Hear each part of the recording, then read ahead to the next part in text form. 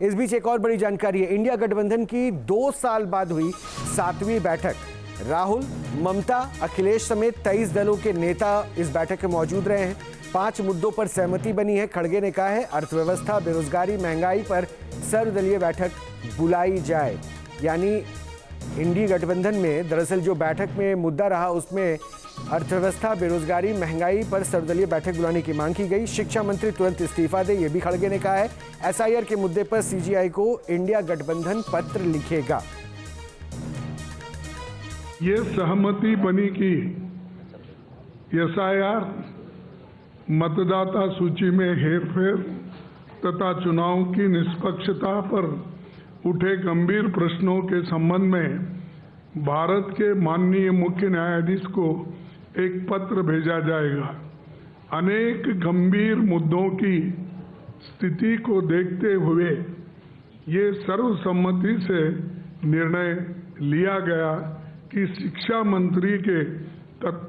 मंत्री को तत्काल इस्तीफे की हम मांग कर रहे हैं, वो इस्तीफा देना चाहिए, क्योंकि उनके कार्यकाल में नीट और सीबीएसई परीक्षाओं में शामिल लाखों युवकों के साथ विश्वासघात हुआ है। आज लाखों युवा आज रास्तों पे खड़े हुए हैं। महंगाई, एट्रॉसिटीज और किसानों के मुद्दों को हम उठाते रहेंगे और जन सरोकारों से जुड़े अन्य महत्वपूर्ण मुद्दों पर भी हम चर्चा किए हैं। उसको केंद्र सरकार के तत्काल सर्वदलीय बैठक बुलाना चाहिए और सर्वदलीय बैठक अगर बुलाएंगे तो इस सारे मुद्दों को हम उनके सामने रखेंगे।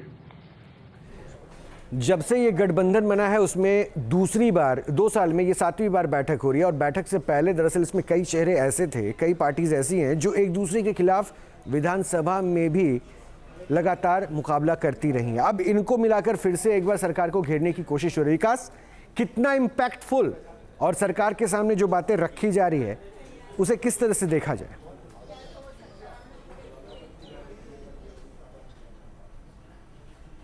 देखिए, एक तरफ इंडी गठबंधन की बैठक चल रही थी, काफी दिनों से इसकी तैयारी थी। हालांकि पहले तो इसी बात पर यह बैठक नहीं हो पा रही थी कि नेता कौन होगा इंडी गठबंधन का, क्योंकि बहुत सारे नेता जो थे वो ममता बनर्जी को ही नेता बनाने के चक्कर में थे।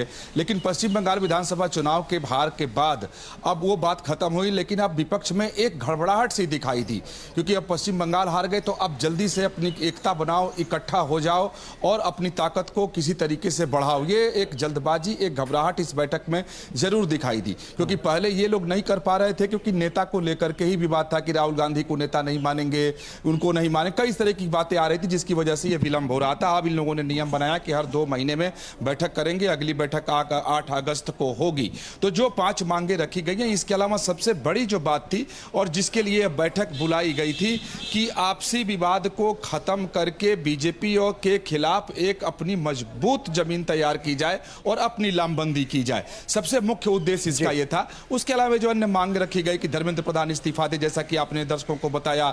एसआईआर के मुद्दे को अभी भी इनकी तरफ से नहीं छोड़ा गया है, जबकि सुप्रीम कोर्ट ने उस पे इंटरवीन करते हुए सीधा उसे चुनाव आयोग के दायरे में चीजें बताई है।